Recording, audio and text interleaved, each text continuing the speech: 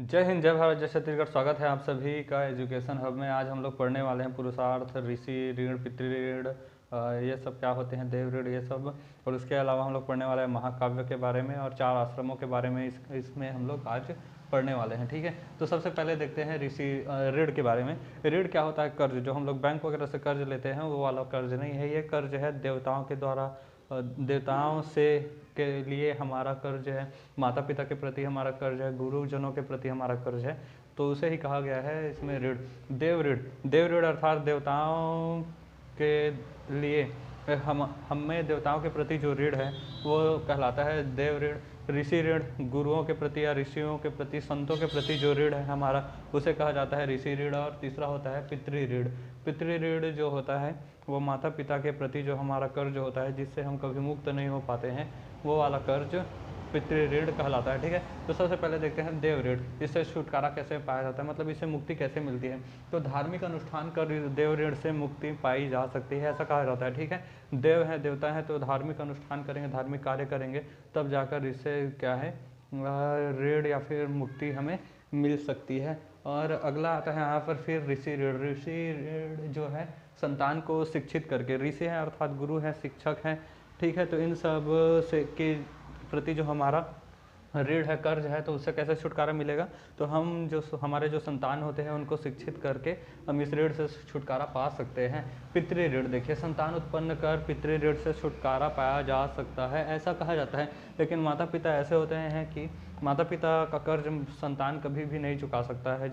लेकिन होता यह है कि जब हम संतान उत्पन्न कर चुके हैं तो वो जो हमारे संतान हुए तो उनका हम पर जो कर्ज है वो माता पिता का पर जो हमारा कर्ज है वो शिफ्ट हो जाता है अपने बच्चों पर, ठीक है। तो इस प्रकार से इसे मुक्ति पाया जा सकता है, ऐसा कहा गया है। अब देखते हैं पुरुषार्थ। पुरुषार्थ जो है 4 प्रकार के होते हैं, धर्म, अर्थ, काम, मोक्ष, ठीक है। पुरुषार्थ का अर्थ यह है कि व्यक्ति पुरुष से नहीं है, मतलब इसका तात्पर्य है कि सामाजिक नियम व्यवस्थाओं से है, ठीक है। पुरुषार्थ का अर्थ धर्म, अर्थ, काम, मोक्ष। धर्म के रूप में देखते हैं कि सामाजिक नियम व्यवस्था बनाए रखना, सामाजिक नियम व्यवस्था जो बनाए गए हैं उनमें अपनी भागीदारी दिखाना, ये सब क्या है है धर्म के अंतर्गत आते हैं, ठीक है। अर्थ देखते हैं तो आर्थिक संसाधन जो जुटाना, ठीक है। सामाजिक जो भी चीज़ें होती हैं उनमें हम अगर अपनी भागीदारी दें तो वो धार्मिक धर्म हो गया, ठीक है, धार्मिक कार्य हो गया। और आर्थिक कार्य यानी कि अर्थ, तो उसका मतलब होता है कमाना धमाना, ठीक है। एक वक्त आएगा जब आप लोग भी पढ़ाई लिखाई छोड़कर नौकरी वोकरी करेंगे और फिर कमाना धमाना शुरू करेंगे, ठीक है। तो वो कहलाएगा आपका आर्थिक संसाधन जुटाना यानी कि अर्थ, ठीक है। दूसरा आता है तीसरा आता है काम। काम यानी होता है शारीरिक सुख भोग, विवाह के बाद गृहस्थी वाले जीवन में जो हम डूब जाते हैं वो वाला जो होता है वो आता है इसमें शारीरिक सुख भोग। चौथा आता है मोक्ष। मोक्ष जो होता है उसका वही है जो हम लोग जानते हैं। मोक्ष यानी कि आत्मा का उद्धार, आत्मा को मुक्ति दिलाना, परमेश्वर की चरण में जाना, शरण में जाना, चरणों में मिल जाना, ये कहलाता है मोक्ष, ठीक है। आत्मा का मतलब उद्धार हो जाना, यह कहलाता है मोक्ष, ठीक है। अब देखते हैं आश्रम के बारे में। तो आश्रम जो होते हैं वो 4 प्रकार के होते हैं। आश्रम जो हैं वो 4 प्रकार के होते हैं। देखिए, ब्रह्मचर्य है, गृहस्थ है, वानप्रस्थ है और संन्यास है, ठीक है। तो जन्म से लेकर जो 5 वर्ष की जो आयु होती है उसमें बालक जो होता है, शिशु जो होता है, बच्चा जो होता है, चाहे लड़का हो या लड़की, मतलब बालक हो या बालिका, वो शैशवावस्था में होता है, अबोध होता है, मतलब ज्ञान से परे होता है, वो सांसारिक कुरीतियों से वगैरह सब चीज़ों से परे होता है। इसलिए 5 साल के जो बच्चे हैं उनमें उनको मतलब इन आश्रमों की श्रेणी में नहीं रखा गया, उन्हें बाल्य अवस्था या शिशु अवस्था कहते हैं। शुरुआत होता है ब्रह्मचर्य से, जो कि 5 वर्ष से लेकर 25 वर्ष के आयु तक होता है। 5 वर्ष से लेकर 25 वर्ष की आयु तक गुरुकुल में शिक्षा व दीक्षा लेनी होती है, ठीक है। मतलब अच्छे से 20 साल तक रगड़ के पढ़ाई करनी होती है, जो कि आज भी 25 साल तो बच्चे कर ही रहे होते हैं, 30 साल तक कर रहे होते हैं। मतलब 5 साल की उम्र में स्कूल जाना शुरू किया, क्लास 1 गए, 5-6 साल की उम्र में से लेकर 25 साल के लोग 30 सालों तक पढ़ाई ही करते रहते हैं, ठीक है। तो उसी प्रकार से पढ़ाई करना मतलब गुरुकुल में शिक्षा दीक्षा लेना। इस समय जो व्यक्ति होते हैं, मतलब बालक होते हैं, पुरुष होते हैं, फिर जो भी शिक्षार्थी होते हैं, उन्हें ब्रह्मचारी का जीवन व्यतीत करना पड़ता है। तड़क भड़क इधर उधर लाल पीला हरा नीला में चक्कर में नहीं पड़ना होता है, ध्यान रखिएगा। क्योंकि आप लोग हार्मोन जो अनस्टेबल होते हैं, आप लोगों के हार्मोन जब काम करने लग जाते हैं, फिर आप लोग इधर उधर पढ़ने लगते हैं, तो ये सब नहीं होना होता है विद्यार्थी जीवन में, ठीक है। तो 5 से 25 तक ब्रह्मचर्य का पालन करना होता है, गुरुकुल में शिक्षा दीक्षा लेना होता है। और उसके बाद आता है गृहस्थ। गृहस्थ जो होता है 25 से लेकर 50 वर्ष की जो आयु है, देखिए 25 सालों तक आपने गुरुकुल में शिक्षा ग्रहण किया, उसके पश्चात आप आर्थिक संसाधन जुटाने लग जाते हैं, और आर्थिक संसाधन जुटाने के बाद आप ब्रह्मचर्य को छोड़कर फिर गृहस्थ जीवन में प्रवेश करने लगते हैं और पारिवारिक जो अपना जीवन है उसे व्यतीत करने लगते हैं। शादी करते हैं, फिर संतान उत्पत्ति होता है, शारीरिक सुख भोग के पश्चात फिर सामाजिक जो भी दायित्व होते हैं उनके साथ साथ ही आप गृहस्थी में पूरी तरह से डूबे होते हैं 25 से लेकर 50 वर्ष की आयु तक। तीसरा होता है वानप्रस्थ। वानप्रस्थ जो है वह 50 से लेकर 75 वर्ष की आयु तक वन में रह सामाजिक जो भी चीज़ें हैं, धार्मिक आर्थिक काम, ये सब धार्मिक आर्थिक चीज़ें जो हैं वो सारे कार्य यहाँ पर किए जाते हैं। क्योंकि देखिए 50 वर्ष की आयु तक आप गृहस्थी में रहे हैं, उसके बाद अब समाज के प्रति भी दायित्व रहता है, तो धार्मिक और सामाजिक कार्य भी इसमें 50 से लेकर 75 वर्ष की आयु तक दिखाया गया है। फिर 75 वर्ष से लेकर मृत्यु तक का जो समय है, चाहे आप 100 साल जिए, 75 से जितना भी जिए नहीं जिए बात का बात होता है, लेकिन क्राइटेरिया रख दिया गया है कि 75 वर्ष से लेकर मृत्यु तक वन में तपस्या करना, एक साधु की भांति वन में तपस्या करना, ये कहलाता है सन्यासी वाला जीवन, ठीक है।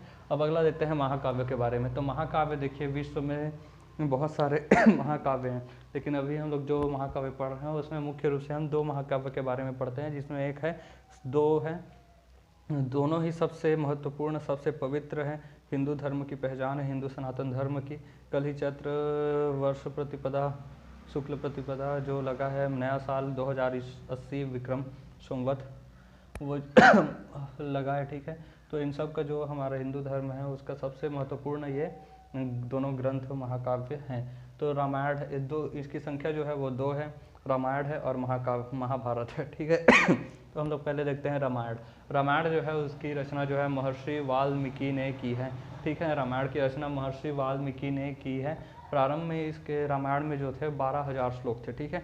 प्रारंभ में रामायण में 12,000 श्लोक थे और वर्तमान में यहाँ पर 24,000 श्लोक हैं। इस 24,000 श्लोक को गुप्त काल में पूरा किया गया था, ठीक है। वर्तमान में अभी इसमें 24,000 श्लोक हैं और प्रारंभ में इसमें 12,000 श्लोक थे, और इसे जो 24,000 किया गया है, 12,000 से 24,000, उसे गुप्त काल में पूरा किया गया है, 12,000 और डाला गया है, ठीक है। तब जाकर 24,000 हुआ। अकबर के समय में बदायूनी नामक विद्वान था जो फारसी भाषा में इसने रामायण का अनुवाद किया है, ठीक है। अकबर के समय में बदायूनी ने फारसी भाषा में रामायण का अनुवाद किया है। दूसरा है हमारा यहाँ पर महाभारत। महाभारत जो है विश्व का सबसे बड़ा महाकाव्य है, विश्व में इससे बड़ा महाकाव्य कोई नहीं है, और इसका सबसे बड़ा कारण है यहाँ पर उपस्थित 1 लाख श्लोक, ठीक है। तो महाभारत में कुल 1 लाख श्लोक हैं। महाभारत की जो रचना है उसे वेद व्यास जी ने किया था। महाभारत की रचना वेद व्यास जी ने किया था और इसे लिखा था गणेश जी ने, ठीक है। रचना करने वाले वेद व्यास हैं, परंतु लिखने वाले कौन है? भगवान गणेश जी। दोनों बहुत फास्ट राइटर चाहिए था भगवान वेद व्यास जी को, तो वह भगवान शिव जी के पास गए। शिव जी ने कहा, अपना चैंपियन है मतलब गणेश जी, उन्हें कहा कि ये आपके जो भी मांग है उसे पूरी कर देंगे। तो सबसे तेज राइटर चाहिए थे, तो महाविद्वान हमारे लंबोदर जी, गणेश भगवान जो थे, विनायक बुद्धि के प्रबल बुद्धि वाले विनायक भगवान जो हैं, उन्हें फिर लेकर आएगा और शर्त लगाएगी कि अगर उनके बोलने तक अगर आप पिछड़ जाते हैं तो फिर आपका मस्तक जो है वह फट जाएगा। तो गणेश जी ने भी चैलेंज एक्सेप्ट किया और कहा कि अगर मेरी कलम रुक गई, मतलब आप बोल नहीं पाए मेरे लिखने तक, तो आपका भी सर फट जाएगा, ठीक है। तो इस प्रकार चैलेंज किया और पूरा यह श्लोक किया गया था, ठीक है। तो प्रारंभिक में जो महाभारत था उसका नाम था जय संहिता, विजय के बारे में लिखा गया संहिता, जीत के बारे में, तो इसे जय संहिता, क्योंकि महाभारत में मुख्य रूप से कौरव पांडवों की लड़ाई ही है, ठीक है, उसे महाभारत के रूप में जाना जाता है। तो प्रारंभ में इसे जय संहिता कहा गया था। इसमें 1 लाख श्लोक हैं, इसलिए यह विश्व का सबसे बड़ा महाकाव्य भी है। इसमें जो खंड होते हैं, लेसन होते हैं, उसे पर्व कहा गया है, ठीक है। और इसमें कुल 18 पर्व हैं, ठीक है। कुल कितने पर्व हैं? 18 पर्व हैं। जितने इसमें लेसन होते हैं उसे पर्व के नाम से जाना जाता है, और इसमें 18 पर्व हैं। इसमें जो सबसे महत्वपूर्ण पर्व है वह भीष्म पर्व है। 18 के 18 पर्व मुख्य हैं, लेकिन जो भीष्म पर्व है उसे हम लोग भागवत गीता या फिर गीता के नाम से जानते हैं, ठीक है, इसलिए यह भीष्म पर्व है वह काफ़ी महत्वपूर्ण हो जाता है। अकबर के समय में फारसी भाषा में इसे अनुवाद किया गया था, महाभारत को भी रज्जनामा के नाम से, ठीक है, याद रखेंगे, रज्जनामा के नाम से फारसी भाषा में इसका ट्रांसलेशन किया गया था। देखिए ये त्रिकोण है इसमें देख लेते हैं, भगवान सबसे ऊपर होते हैं, उसके बाद ब्राह्मण होते हैं, फिर क्षत्रिय, वैश्य और फिर शूद्र सबसे छोटे होते हैं। भगवान जो है सबसे टॉप पर होते हैं, उसके बाद ब्राह्मण जो होते हैं जो कि शिक्षा दीक्षा देने वाले होते हैं, यज्ञ कार्य करने वाले होते हैं, फिर क्षत्रिय जो होते हैं वो प्रजा की रक्षा के लिए राजा वगैरह होते हैं, सैनिक, ये सब जो होते हैं क्षत्रिय में आते हैं। तीसरा होता है वैश्य, वैश्य का मतलब होता है व्यापारी, कई लोग इसे वैश्या समझ लेते हैं। मेरा एक दोस्त है, उसे समझा कर थक गया, हर बार मतलब बताना पड़ता है कि वैश्य और वैश्य अलग अलग है। वैश्य मतलब होता है व्यापारी, बिजनेसमैन, ठीक है, और शूद्र शूद्र मतलब होता है नौकर, जो दूसरों के यहाँ नौकरी करते हैं, जिसके पीछे अब पूरा भारतवर्ष पड़ा है कि सबको अब नौकरी वाला ही चाहिए, सबको नौकरी ही चाहिए, ठीक है, तो ये सबसे नीचे कैटेगरी में रखा जाता है, इसे शूद्र कहते हैं। जो नौकरी वाले हैं सब शूद्र की कैटेगरी में आ गए ऐसे तो, ठीक है। तो ये हो गया आज के क्लास में। अगले क्लास से हम लोग पढ़ेंगे वैदिक काल के बारे में, वैदिक काल में हम लोग चलेंगे और फिर वहाँ से इतिहास और भी डीपली शुरू हो जाएगा। मिलेंगे नेक्स्ट क्लास में, तब तक के लिए जय हिंद।